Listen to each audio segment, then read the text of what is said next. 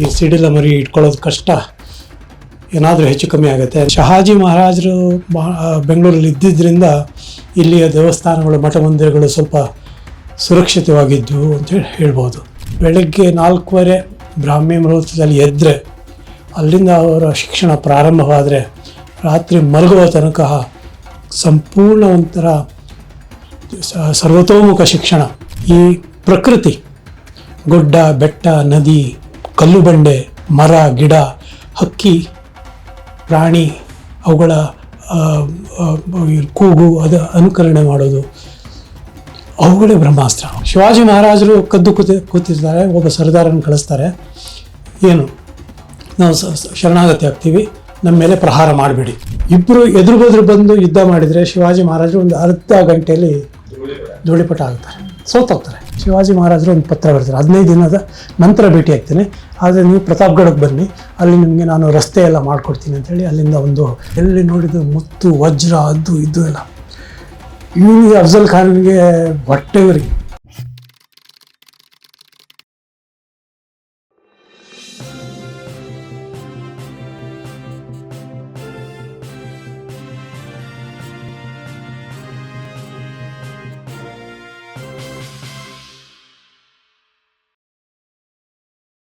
Sir, ಈಗ ಅದೇ 9 ವರ್ಷದ ಶಿವಾಜಿಯ ಧೀಮಂತಿಕೆಯನ್ನ ಮತ್ತು ಆಗಲೇ ಒಂದು ರೀತಿಯ ಜಾಗೃತ ಮನೋಭಾವದ ಒಬ್ಬ ಯೋಧನಾಗಿ ಬೆಳೀತಾ ಇರುವಂತಹ ಒಂದು ಮಗು ಅನ್ನೋದನ್ನ ನೀವು ಒಂದು ಘಟನೆಯಿಂದ ಹೇಳಿದೆ. ಹಾಗೇನೆ ಶಿವಾಜಿಯ ಬದುಕನ್ನು ವಿವರಿಸ್ತಾವೆ. ಹಾಗೆ ಶಿವಾಜಿ ಮಹಾರಾಜರು 9ನೇ ವರ್ಷದಲ್ಲಿ ಬಿಜಾಪುರದಲ್ಲಿ ಈ ಘಟನೆ ಆದ ನಂತರ ಶಹಾಜಿ ಮಹಾರಾಜರು ಈ ಸಿಡಿಲ ಮರಿ ಇಟ್ಕೊಳ್ಳೋದು ಕಷ್ಟ, ಏನಾದರೂ ಹೆಚ್ಚು ಕಮ್ಮಿ ಆಗುತ್ತೆ, ನನ್ನ ಮುಂದಿನ ಭಾವಿ ರಾಜ, ನನ್ನ ಭವಿಷ್ಯ ಸುರಕ್ಷಿತವಾಗಿರಬೇಕು ಅಂತೇಳಿ ಪುಣೆಗೆ ವಾಪಸ್ ಕಳಿಸ್ತಾರೆ ಜಿಜಾಬಾತೆ ಮತ್ತು ಶಿವಾಜಿ ಮಹಾರಾಜರನ್ನ. ಆವಾಗ ಶಹಾಜಿ ಮಹಾರಾಜರು ಬೆಂಗಳೂರಲ್ಲಿ ಒಂಥರ ಇಂಡಿಪೆಂಡೆಂಟ್ ಸ್ವತಂತ್ರ ರಾಜನಾಗಿಯೇ, ಅಂದರೆ ಆದಿಲ್ ಶಾಹಿ ಕೈ ಕೆಳಗೆ ಅವರು ಮತ್ತು ರಣದುಲ್ಲಾ ಖಾನ್ ಅವರಿಬ್ಬರು ರಾಜ್ಯವಾಳ್ತಾ ಇದ್ದರು. ಶಹಾಜಿ ಮಹಾರಾಜರು ಬೆಂಗಳೂರಲ್ಲಿ ಇದ್ದಿದ್ದರಿಂದ ಇಲ್ಲಿಯ ದೇವಸ್ಥಾನಗಳು ಮಠ ಮಂದಿರಗಳು ಸ್ವಲ್ಪ ಸುರಕ್ಷಿತವಾಗಿದ್ದವು ಅಂತೇಳಿ ಹೇಳ್ಬೋದು. ಶಿವಾಜಿ ಮಹಾರಾಜರನ್ನು ಅವರು ಅಧಿಕೃತವಾಗಿ ಅವರ ಸುಪೆ ಪುಣೆ ಈ ಜಹಗೀರ್ಗಳು, ಅವ್ರಿಗೆ ಹಿಂದಿನ ಕಾಲದಿಂದಲೂ ಬಂದಂತಹ ಜಹಗೀರ್ಗಳು ಅದರದ್ದು ಉಸ್ತುವಾರಿ ಮಾಡಲಿಕ್ಕೆ ಒಂದು ಸಂಪೂರ್ಣ ಸ್ವತಂತ್ರ ಜವಾಬ್ದಾರಿಯನ್ನು ಶಿವಾಜಿ ಮಹಾರಾಜರಿಗೆ ಒಪ್ಪಿಸ್ತಾರೆ. ಆವಾಗ ಶಿವಾಜಿ ಮಹಾರಾಜರಿಗೆ ಸಾಧಾರಣ ಒಂದು 10-11 ವರ್ಷ ವಯಸ್ಸು. ಅವರಿಗೆ ದಾದೋಜಿ ಕೊಂಡದೇವ ಅವರ ಗುರುಗಳು, ಅವರ ಮಾರ್ಗದರ್ಶನದಲ್ಲಿ ಬೆಳಗ್ಗೆ 4:15 ಬ್ರಾಹ್ಮಿ ಮುಹೂರ್ತದಲ್ಲಿ ಎದ್ದರೆ ಅಲ್ಲಿಂದ ಅವರ ಶಿಕ್ಷಣ ಪ್ರಾರಂಭವಾದರೆ ರಾತ್ರಿ ಮಲಗುವ ತನಕ ಸಂಪೂರ್ಣ ಒಂಥರ ಸರ್ವತೋಮುಖ ಶಿಕ್ಷಣ. ಅದು ವೇದಾಭ್ಯಾಸ ಆಗಲಿ, ಮಹಾಭಾರತ ರಾಮಾಯಣ ಆಗಲಿ, ನೈತಿಕತೆ ಆಗಲಿ, ರಾಜ್ಯಾಳಿಕವಾಗಲಿ ಅಥವಾ ಗೆರಿಲ್ಲಾ ಯುದ್ಧ ಮಾದರಿ, ಅದು ಯುದ್ಧ ಹೇಗೆ ಮಾಡಬೇಕು ಅನ್ನೋದು ಅದು ಆಗಲಿ, ಎಲ್ಲ ವಿಷಯಗಳಲ್ಲಿ ಅವರಿಗೆ 10 ಗುರುಗಳಿದ್ದರು. ಶಹಾಜಿ ಮಹಾರಾಜರು ಒಂದು ಬಹಳ ಉನ್ನತ ಸರ್ದಾರರನ್ನು ಶಿವಾಜಿ ಮಹಾರಾಜರಿಗೆ ಸಹಾಯಕ್ಕಾಗಿ ಪುಣೆಗೆ ಕಳಿಸಿರ್ತಾರೆ. ಅವರ ಮಾರ್ಗದರ್ಶನದಲ್ಲಿ ಶಿವಾಜಿ ಮಹಾರಾಜರು ಒಂಥರ ಪರಿಪೂರ್ಣ ವ್ಯಕ್ತಿತ್ವವಾಗಿ ಬೆಳೀತಾರೆ. ಒಂಥರ ಯಾವುದೇ ದೃಷ್ಟಿಯಿಂದ ನೋಡಿದರು, ಒಂದು ಯುದ್ಧದ ನಾಯಕತ್ವ ಆಗಲಿ, ಒಬ್ಬ ಆತ್ಮಸ್ಥೈರ್ಯ ಅಥವಾ ಆತ್ಮಧೈರ್ಯ, ಒಂಥರ ಏನಾದರೂ ಮುನ್ನುಗ್ಗಿ ಮಾಡುವಂತಹ ಸಾಧನೆ ಮಾಡುವಂತಹ ಒಂದು ಧೈರ್ಯ, ಅದು ಅವರಿಗೆ ಕರಗತವಾಗುತ್ತೆ. ಒಂದು ಬಹಳ ನನ್ನ ದೃಷ್ಟಿಯಲ್ಲಿ ಒಂದು ಘಟನೆ ಬೆಂಗಳೂರಲ್ಲಿದ್ದಾಗ ನಡೀತದೆ. ಶಿವಾಜಿ ಮಹಾರಾಜರಿಗೆ ರಾಮಾಯಣ ಮಹಾಭಾರತ ಕೇಳಿ ಬೆಳೆದ ಹುಡುಗ, ಅವರಿಗೆ ಬ್ರಹ್ಮಾಸ್ತ್ರ ಅಂದರೆ ಏನು ಅಂತ ಒಂದು ತಿಳಿಯುವ ಜಿಜ್ಞಾಸೆ. ಬ್ರಹ್ಮಾಸ್ತ್ರ ನನಗೂ ಬೇಕು, ಆ ಬ್ರಹ್ಮಾಸ್ತ್ರ ಒಂದು ಹೀಗೆ ಏನೋ ಒಂದು ಎಸ್ದು ಬ್ರಹ್ಮಾಸ್ತ್ರ ಎಸ್ದು ನಾನು ಭಾರತದ ದೇಶವೆಲ್ಲ ಒಂದು ಸ್ವತಂತ್ರವಾಗಿ ಗೆಲ್ಲಬೇಕು ಅನ್ನೋ ಒಂದು ಆಸೆ. ಚಿಕ್ಕ ಮಗು, ಅವನಿಗೆ ಗೊತ್ತಿಲ್ಲ ಬ್ರಹ್ಮಾಸ್ತ್ರ ಅಂದರೆ ಏನು ಅಂತೇಳಿ. ಆವಾಗ ಪುರಾಣ ಕಥೆಗಳಲ್ಲಿ ಇವರು ತಪಸ್ಸು ಮಾಡಿದರು, ಬ್ರಹ್ಮಾಸ್ತ್ರ ಅವರಿಗೆ ಸಿದ್ಧಿ ಆಯಿತು, ಶಿವ ಒಂದು ವರ ಕೊಟ್ಟ, ಬ್ರಹ್ಮ ಒಂದು ವರ ಕೊಟ್ಟ, ಹಾಗೆಲ್ಲ ಒಂದು ನಮ್ಮ ಪುರಾಣ ಕಥೆಗಳು ಬರುತ್ತೆ. ಅದನ್ನು ಸಿದ್ಧಿಸೋ ಕಲೆ ಹೇಗೆ ಅಂತ ಇವ್ರಿಗೆ ಗೊತ್ತಿಲ್ಲ ಶಿವಾಜಿಗೆ. ಈ ಕಲಿಯುಗದಲ್ಲಿ ಆ ಬ್ರಹ್ಮಾಸ್ತ್ರವನ್ನು ಸಿದ್ಧಪಡಿಸ್ಕೋಬೇಕು. ತಂದೆ ಕೇಳ್ತಾರೆ, ತಾಯಿ ಕತೆ ಮಾತ್ರ ಹೇಳಿದರು ಬ್ರಹ್ಮಾಸ್ತ್ರದ್ದು, ತಂದೆ ಹತ್ರ ಕೇಳ್ತಾರೆ ನನಗೂ ಬ್ರಹ್ಮಾಸ್ತ್ರ ಬೇಕು, ಅದು ಹೇಗೆ ಪಡ್ಕೋದು? ಆಗ ಶಹಾಜಿ ಮಹಾರಾಜರು ಹೇಳ್ತಾರೆ ಅವರಿಗೆ, ಈ ಪ್ರಕೃತಿ, ಗುಡ್ಡ ಬೆಟ್ಟ ನದಿ, ಕಲ್ಲು ಬಂಡೆ, ಮರ ಗಿಡ, ಹಕ್ಕಿ ಪ್ರಾಣಿ, ಅವುಗಳ ಕೂಗು, ಅದು ಅನುಕರಣೆ ಮಾಡೋದು, ಅವುಗಳೇ ಬ್ರಹ್ಮಾಸ್ತ್ರ. ಅವುಗಳನ್ನು ನೀನು ಒಂದು ಸಮರ್ಪಕವಾಗಿ ಒಂದನ್ನು ಯುದ್ಧದಲ್ಲಿ ಬಳಸಿದರೆ, ಸಮಗ್ರವಾಗಿ ಬಳಸಿದರೆ ಅದು ಬ್ರಹ್ಮಾಸ್ತ್ರವಾಗುತ್ತೆ. ಈ ಬ್ರಹ್ಮಾಸ್ತ್ರವನ್ನು ತಿಳಿಲಿಕ್ಕೆ ನಿನಗೆ ನಿನ್ನ ರಾಜ್ಯದ ಮೂಲೆ ಮೂಲೆಯೂ ಪರಿಚಯ ಆಗಿರಬೇಕು. ಆ ಪರಿಚಯದಿಂದ ನೀನು ಚಿಕ್ಕ ಕಲ್ಲು ಬಂಡೆಯಿಂದ ಅಥವಾ ಮರದಿಂದ ಅವುಗಳನ್ನೇ ಅಸ್ತ್ರವನ್ನಾಗಿ ಬಳಸಿ, ತಾಯಿ ಪ್ರಕೃತಿಯನ್ನೇ ಅಸ್ತ್ರವನ್ನಾಗಿ ಬಳಸಿ ಅದು ಬ್ರಹ್ಮಾಸ್ತ್ರವಾಗುತ್ತೆ. ಚಿಕ್ಕ ಶಕ್ತಿಯಿಂದ ಅಗಾಧ ಶಕ್ತಿಯನ್ನು ನೀನು ಆಗ ಸೋಲಿಸಬಹುದು ಅಂತೇಳಿ ಶಿವಾಜಿ ಮಹಾರಾಜರು 1645 ಈ ಬ್ರಹ್ಮಾಸ್ತ್ರ ಅನ್ನೋ ಒಂದು ಸೂತ್ರವನ್ನೇ ಉಪಯೋಗಿಸಿ ಕೊಂಡಣ ಗೆಲ್ತಾರೆ. ಅವರು 231 ಯುದ್ಧಗಳಲ್ಲಿಯೂ ನೀವು ಒಂದಲ್ಲ ಇನ್ನೊಂದು ದೃಷ್ಟಿಯಲ್ಲಿ ನೋಡಿದರೆ ನಿಮಗೆ ಬ್ರಹ್ಮಾಸ್ತ್ರ ಕಂಡು ಬರುತ್ತೆ. ಫಾರ್ ಎಕ್ಸಾಂಪಲ್, ಅಂಬರ್ಕಿಂಡ ಯುದ್ಧ, ಶಿವಾಜಿ ಮಹಾರಾಜರ ಹತ್ರ ಇದ್ದಿದ್ದು ಕೇವಲ 1000 ಸೈನಿಕರು. ಕರ್ತಲಬ್ ಖಾನ್ ಮತ್ತು ರಾಯ್ ಭಾಗನ್ ಅಂಥೇಳಿ ಒಬ್ಬ ಹೆಣ್ಣುಮಗಳು ರಾಣಿ, ಅವರಿಬ್ಬರು ಒಂದು ಸಾಧಾರಣ 20,000 ಸೈನಿಕರನ್ನು, ಮೊಘಲರ ಸೈನಿಕರನ್ನು ಇಟ್ಕೊಂಡು ಅಂಬರ್ಕಿಂಡ ಕಣಿವೆಯಿಂದ ಬರ್ತಾ ಇರ್ತಾರೆ ಶಿವಾಜಿಯನ್ನು ಹಿಡಿಲಿಕ್ಕಾಗಿ. ಎದುರು ಆಡಿದರೆ ಶಿವಾಜಿ ಮಹಾರಾಜರ ಹತ್ರ ಕೇವಲ 1,000 ಸೈನಿಕರು, ಅವರ ಹತ್ರ 20,000 ಕುದುರೆ ಆನೆ ಇದ್ದಂತಹ ಸೈನಿಕ. ಸಾಧ್ಯನೇ ಇಲ್ಲ. ಯುದ್ಧ ಮಾಡ್ಲಿಕ್ಕೆ ಹೋದ್ರೆ ಕೇವಲ ಅರ್ಧ ಗಂಟೆಯಲ್ಲಿ ಅವರು ನಿರ್ನಾಮ ಆಗೋಗ್ತಾರೆ. ಶಿವಾಜಿ ಮಹಾರಾಜರು ಅಂಬರ್ಕಿಂಡ ಕಣಿವೆ ಹೀಗಿದೆ, ಅದು 2 ಕಡೆ ಬೆಟ್ಟದಲ್ಲಿ ಕದ್ದು ಕೂರ್ತಾರೆ. ಅಲ್ಲಿ ಇದ್ದ ದೊಡ್ಡ ದೊಡ್ಡ ಕಲ್ಲು ಬಂಡೆಗಳು ಅದೆಲ್ಲ ಸಡಿಲ ಮಾಡಿಕೊಂಡು ಕೂರ್ತಾರೆ. ಅಂಬರ್ಕಿಂಡ ಕಣಿವೆ ಕೆಳಗೆ ಇಳಿದು ಇವರು ಬರಬೇಕಾದ್ರೆ, ಕರ್ತಲಬ್ ಖಾನ್ ಮತ್ತು ರಾಯ್ ಭಾಗನ್ ಅವರ ಸೈನ್ಯ, ಮೊಘಲ ಸೈನ್ಯ ಬರಬೇಕಾದ್ರೆ ಮೇಲ್ಗಡೆಯಿಂದ 2 ಕಡೆಯಿಂದ ಅವರು ಕಲ್ಲು ಬಂಡೆ ಸಡಿಲಿಸಿದ್ದು ಅದನ್ನು ಬಿಡ್ತಾರೆ ಕೆಳಗೆ. ಅದು ಜಾರಿ ಬೀಳುವಾಗ ಕುದುರೆಗಳು, ಆನೆಗಳು ಕೆಲವು ಹತವಾಗ್ತವೆ. ಇವ್ರು ಮೇಲ್ ನೋಡಿದರೆ ಏನು ಕಾಣೋದಿಲ್ಲ, ಯಾಕಂದರೆ ಫುಲ್ ಕಾಡು. ಇವರು ಕೆಳಗೆ ಎಲ್ಲಿಂದ ಒಂದು ರೈ ಅಂತ ಬಾಣ ಬರುತ್ತೆ, ಸಾಯ್ತಾ ಇದ್ದಾರೆ. ಒಟ್ಟಾರೆ ಒಂದು ಅರ್ಧ ಮುಕ್ಕಾಲು ಗಂಟೆಯಲ್ಲಿ ಬಿಳಿ ಬಾವುಟ, ಶರಣಾಗತಿ, ಕೇವಲ ಅರ್ಧ ಗಂಟೆಯಲ್ಲಿ. ಶಿವಾಜಿ ಮಹಾರಾಜರು ಕದ್ದು ಕೂತಿರ್ತಾರೆ, ಒಬ್ಬ ಸರ್ದಾರನ್ನು ಕಳಿಸ್ತಾರೆ, ಏನು ನಾವು ಶರಣಾಗತಿ ಆಗ್ತೀವಿ, ನಮ್ಮ ಮೇಲೆ ಪ್ರಹಾರ ಮಾಡಬೇಡಿ. ಇವರು ಕಂಡೀಷನ್ ಆಗ್ತಾರೆ, ನಿಮ್ಮ ಹತ್ರ ಇರೋ ಗಿಸ್ತ್ರ ಕುದುರೆ ಎಲ್ಲವನ್ನು ಬಿಟ್ಟು ಬರೀ ಕೈಯಲ್ಲಿ ಹೋಗಬೇಕು. ಒಪ್ತಾರೆ. ಕೊನೆ ಸರ್ದಾರ ಹೋಗೋ ತನಕ ಕಾಯ್ದು ಕೂರ್ತಾರೆ. ಆಮೇಲೆ ಕೇವಲ 1,000 ಜನ ಶಿವಾಜಿಯ ಸೈನಿಕರು ಬಂದು ಆ ಎಲ್ಲ ಯುದ್ಧ ಸಾಮಗ್ರಿಗಳನ್ನೆಲ್ಲ ಇಟ್ಕೊಂಡು ತಮ್ಮ ಕೋಟೆಗೆ ಹೋಗಲಿಕ್ಕೆ, ಅವ್ರಿಗೆ ಇದೆಲ್ಲ ವಾಪಸ್ ಕಳಿಸ್ಲಿಕ್ಕೆ ಸಾಧಾರಣ 1.5-2 ತಿಂಗಳು ಬೇಕಾಯ್ತಂತೆ. ಇದನ್ನು ಗೆರಿಲ್ಲಾ ಯುದ್ಧ ಅಂತ ಹೇಳ್ತಾರೆ. ಆದರೆ ಇದು ಬ್ರಹ್ಮಾಸ್ತ್ರ. ಅವರು ಬ್ರಹ್ಮಾಸ್ತ್ರವಾಗಿ ಉಪಯೋಗಿಸಿದ್ದು ಆ ಕಾಡು, ಅಲ್ಲಿಯ ಕಲ್ಲು ಬಂಡೆಗಳು ಅಷ್ಟೇ. ಹಾಗೆ ಪ್ರತಾಪ್ಗಢ ಯುದ್ಧ ನಡೆದಿದ್ದು ಅಫ್ಜಲ್ ಖಾನ್ ಮತ್ತು ಶಿವಾಜಿ ಎದುರಿಗೆ. ಅಫ್ಜಲ್ ಖಾನ್ ಆದಿಲ್ ಶಾಹಿಯ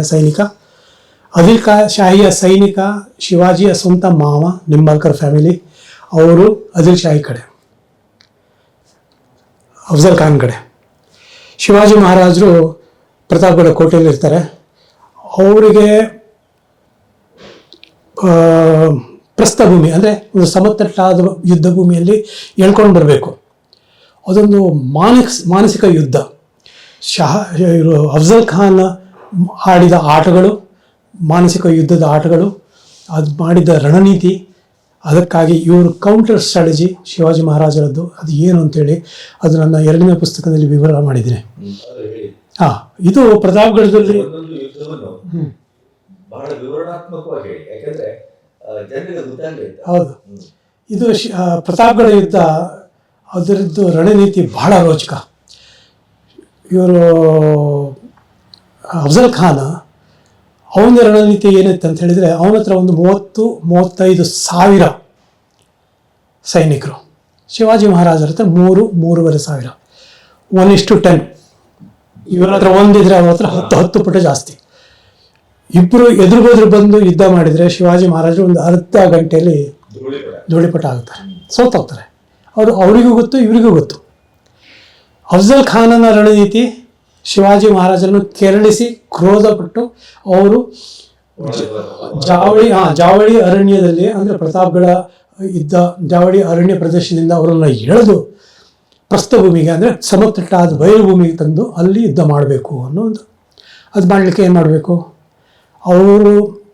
ಅವರ ಆರಾಧ್ಯ ದೇವಿ, ಅವರ ಕುಲದೇವಿ ಭವಾನಿ, ತುಳಜಾಪುರ ಭವಾನಿ ಹತ್ರ ಹೋಗಿ ದೇವಸ್ಥಾನದಲ್ಲಿ ಹೋಗಿ ಆ ವಿಗ್ರಹವನ್ನು, ಕಲ್ಲಿನ ವಿಗ್ರಹವನ್ನು, ಮೂರ್ತಿಯನ್ನು ಧ್ವಂಸ ಮಾಡಿ ಅದನ್ನು ಪುಡಿ ಮಾಡ್ತಾರಲ್ಲ, ಕಲ್ಲು ಜಲ್ಲಿ ಮಾಡ್ತಾರೆ, ಆ ಯಂತ್ರದಲ್ಲಿ ಹಾಕಿ ಪುಡಿ ಮಾಡಿದ್ದ ಅಂತ ಒಂದು ಹೇಳ್ತಾರೆ. ಕೆಲವರು ಆ ಮೂರ್ತಿ ವಿಗ್ರಹವನ್ನು ಕಳಚಿ ಎಲ್ಲ ನದಿಯಲ್ಲಿ ಕದ್ದಿಟ್ಟಿದ್ರು, ಅದನ್ನು ಪುನಃ ಪ್ರತಿಷ್ಠಾಪನೆ ಮಾಡಿದ್ರೆ ಹೀಗೆ ಬೇರೆ ಬೇರೆ ಕಥೆಗಳು ಬರ್ತವೆ. ಅದು ಮುಖ್ಯ ಅಲ್ಲ.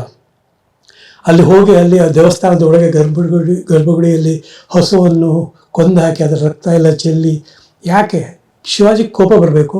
ಶಿವಾಜಿ ಬಂದ್ಬಿಟ್ಟು ಮುನ್ನುಗ್ಗಿ ತಮ್ಮ ಮಾನಸಿಕ ಸಮತೋಲನವನ್ನು ಕಳೆದುಕೊಂಡು, ನಮ್ಮ ದೇವಸ್ಥಾನದ ಮೇಲೆ ನೀವು ಅವಮಾನ ಮಾಡಿದ್ದೀರಾ ಅಂತ ಹೇಳಿಬಿಟ್ಟು ಬಂದು ಯುದ್ಧಕ್ಕೆ ಬರಬೇಕು, ನನ್ನ ಕೆಲಸ ಸುಲಭ ಆಗುತ್ತೆ. ಅದು ಅಫ್ಜಲ್ ಖಾನನ ರಣನೀತಿ. ಶಿವಾಜಿ ಮಹಾರಾಜರಿಗೆ ಗೊತ್ತಿತ್ತು ಹೀಗೆ ಮಾಡ್ತಾನೆ ಇವನು ಅಂತೇಳಿ. ಅವರು ಹಿಂದೆ ಅವರ ಪ್ರತಾಪ್ಗಢ ಬಿಟ್ಟು ಅವರು ಕದಲೋದಿಲ್ಲ, ಅಲ್ಲೇ ಇರ್ತಾರೆ. ಅಲ್ಲಿಂದ ಬಂದುಬಿಟ್ಟು ಭವಾನಿ ತುಳಜಾಪುರದಿಂದ ಕೆಳಗೆ ಬಂದುಬಿಟ್ಟು ಪಂಡ್ರಾಪುರಕ್ಕೆ ಬರ್ತಾರೆ.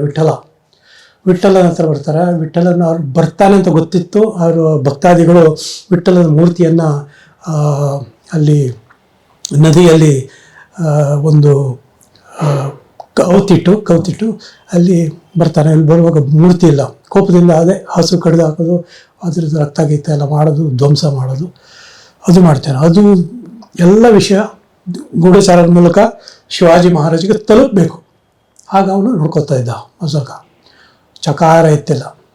2,000-2,500 ಅಶ್ವದಳ, ಸಂಚಾರಿ ಅಶ್ವದಳ, ಭಯೋತ್ಪಾದನೆ, ಈಗ ಟೆರರಿಸಮ್ ಅಂತ ಏನು ಹೇಳ್ತೀವಿ, ಅವರಲ್ಲಿ ಆಗಲಿಕ್ಕೆ ಅದನ್ನು ಮಾಡಲಿಕ್ಕೆ ಅಂತೇಳಿ 2,000-3 ಸಾವಿರ ಅಶ್ವ ಸೈನಿಕರನ್ನು ಊರೂರಿಗೆ ಹೋಗಿ ಬೆಂಕಿ ಕೊಡೋದು, ಇದ್ದ ಮಹಿಳೆಯರನ್ನು ಅಪಹರಣ ಮಾಡೋದು ಅಥವಾ ಮಾನಹಾನಿ ಮಾಡೋದು, ಇದ್ದವ್ರನ್ನೆಲ್ಲ ಕೊಂದಾಕೋದು. ಯಾವುದೇ ಒಂದು ಬೆಳೆ ಪೈರು ಎದ್ದು ನಿಲ್ಲಿರುತ್ತೆ, ಭತ್ತ ಬೆಳೆದಿರುತ್ತೆ, ಕಬ್ಬು ಬೆಳೆದಿರುತ್ತೆ, ಮಾವಿನ ಇದು ತೋಪು ಅಥವಾ ಬಾಳೆ ಗಿಡ ಅಥವಾ ಏನಾದರೂ ಹಣ್ಣು ಹಂಪಲುಗಳ ಗಿಡಗಳು ಎಲ್ಲವನ್ನು ಧ್ವಂಸ ಮಾಡಬೇಕು. ಧ್ವಂಸ ಮಾಡಿ ಈ ವಿಷಯ ಎಲ್ಲ ಶಿವಾಜಿ ಗೊತ್ತಾಗಬೇಕು. ನಿಮ್ಮ ಪ್ರಜೆಗಳನ್ನು ಅವರು ಹೀಗೆ ಹಿಂಸೆ ಮಾಡ್ತಾ ಇದ್ದಾರೆ. ಇವರು ಕೋಪ ಬಂದ್ಬಿಟ್ಟು ಕೇಳಿದು ಶಿವಾಜಿ ಬರೋದಿಲ್ಲ. ಶಿವಾಜಿ ಮಹಾರಾಜರು ಪಂತಾಜಿ ಅಂತ ಒಬ್ಬ ರಾಯಭಾರಿ, ಅಂದರೆ ಅವರ ಲಾಯರು. ಅವರು ನಮ್ಮ ಈಗಿನ ಮಿನಿಸ್ಟ್ರಿ ಆಫ್ ಎಕ್ಸ್ಟರ್ನಲ್ ಅಫೇರ್ಸ್, ನಮ್ಮ ಜಯಶಂಕರ್ ಅವ್ರದ್ದು ನೆನಪು ಬರುತ್ತೆ ನನಗೆ.